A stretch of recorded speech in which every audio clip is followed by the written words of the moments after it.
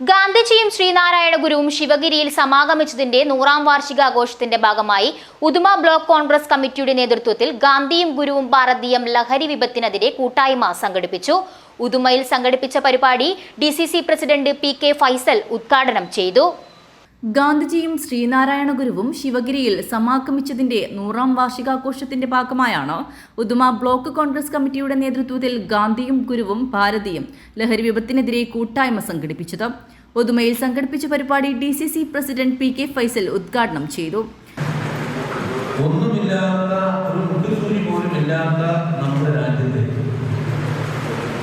ഇന്ത്യയുടെ പ്രഥമ പ്രധാനമന്ത്രി ജവഹർലാൽ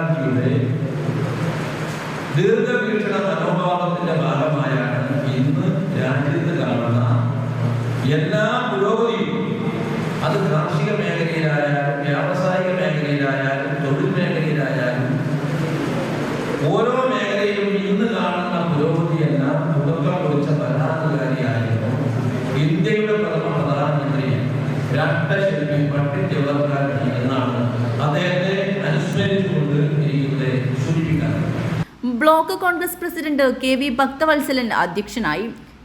മാധ്യമപ്രവർത്തകൻ രവീന്ദ്രൻ രാവണീശ്വരം സംസാരിച്ചു. KPCC member Hakeem Kunnil, UDF ജില്ലാ convener A Govindan Nair, DCC vice president Sajid Mowval, DCC general സെക്രട്ടറിമാരായ VR വിദ്യാസാഗർ, ഗീതാകൃഷ്ണൻ, യൂത്ത് കോൺഗ്രസ് ജില്ലാ പ്രസിഡന്റ് കാർത്തികേയൻ പെരിയ എന്നിവർ സംസാരിച്ചു. പ്രോഗ്രാം കോർഡിനേറ്റർ സുകുമാരൻ പൂച്ചക്കാട് സ്വാഗതം പറഞ്ഞു. ഉദുമ മണ്ഡലം കോൺഗ്രസ് പ്രസിഡന്റ് KV ശ്രീധരൻ നന്ദിയും പറഞ്ഞു. News bureau, Uduma.